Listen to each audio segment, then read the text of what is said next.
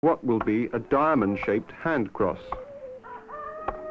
This method of casting metal was used by the Egyptians 4,500 years ago. In Ethiopia, the technique has been handed down from generation to generation.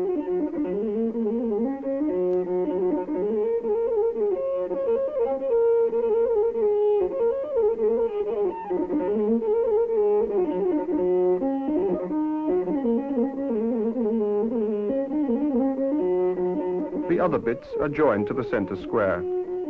These are called the finials.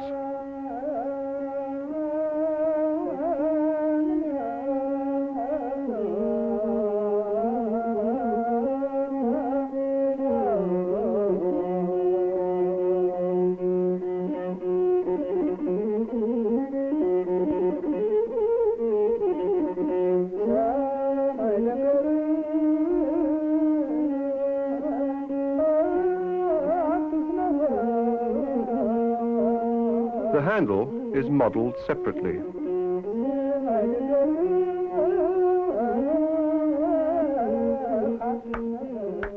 Soft clay is prepared by one of the girls. It is mixed with shredded sacking.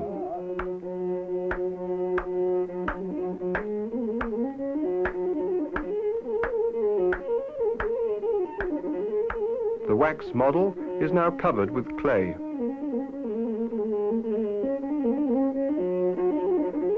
All the little spaces are carefully filled in.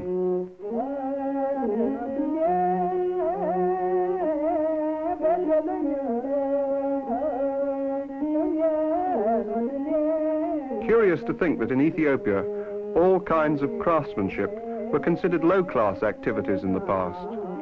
People who worked with their hands were looked down on, so the originality and achievements of the cross makers is all the more remarkable.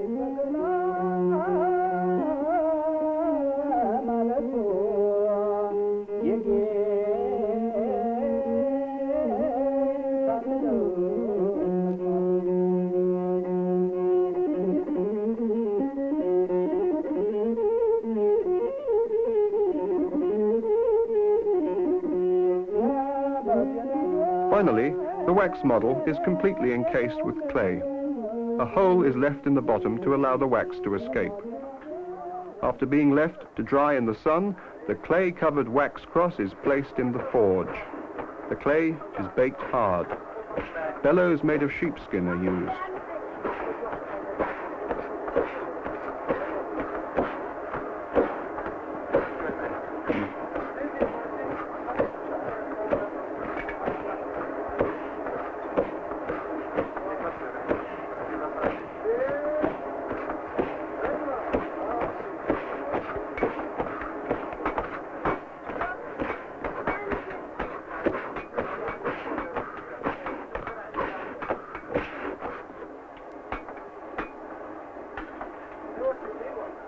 The wax cross, which was inside the clay, melts away through the channel left for this purpose. The crossmaker has to be sure that all the wax has melted away.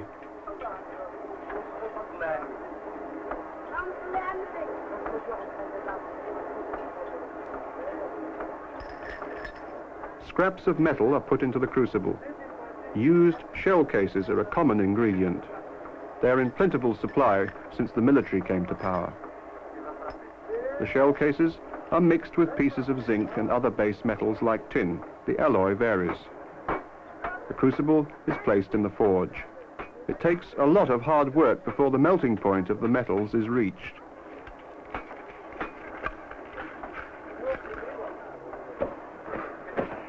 This boy worked non-stop for 2 hours before the metal melted.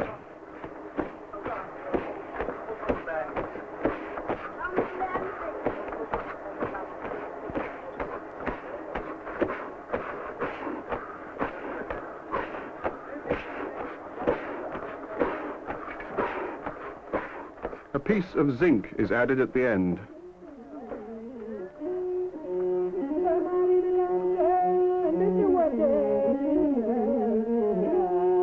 The crucible is taken out of the forge.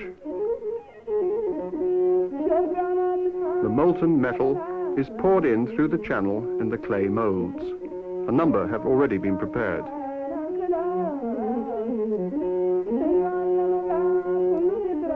The metal runs into all the little spaces where the wax models were.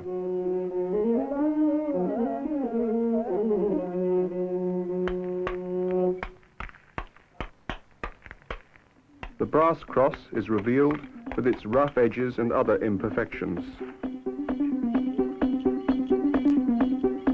The cross is filed smooth.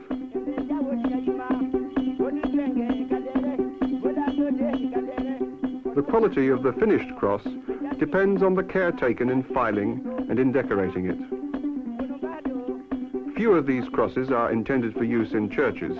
Most of them are bound for the market, although special orders will be placed from time to time when the villagers club together to present the local priest with a new cross.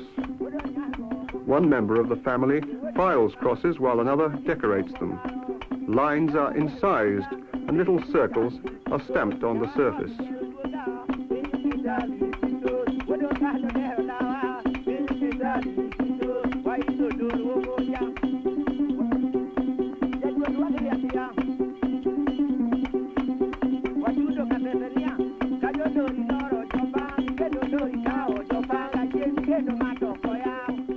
In the olden days, more elaborate decoration was attempted, but present-day craftsmen work faster and are less ambitious.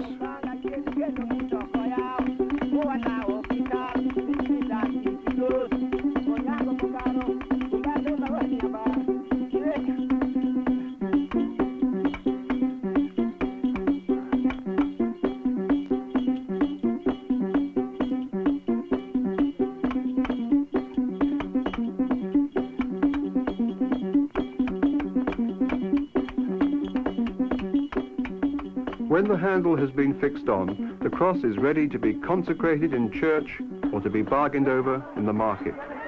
Dealers do good business in Lalibela market.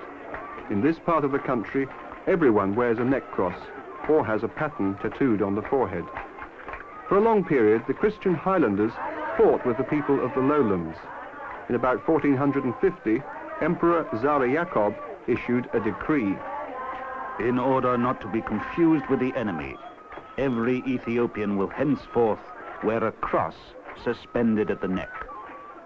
The poor, those who do not have the means to buy themselves one, can wear a blue ribbon around their necks.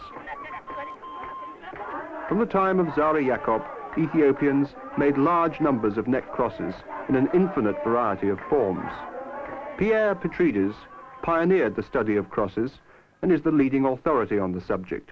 These are some of his beautiful and rare long-stemmed crosses found only in Ethiopia.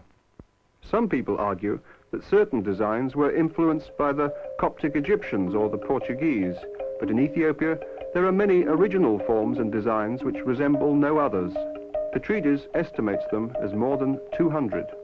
These round crosses were made by the newly Christianized peoples of southern Ethiopia. The circular shapes suggest that they haven't forgotten their moon and sun worship. The Star of David, also known as the Solomonic Cross, was originally worn by royalty.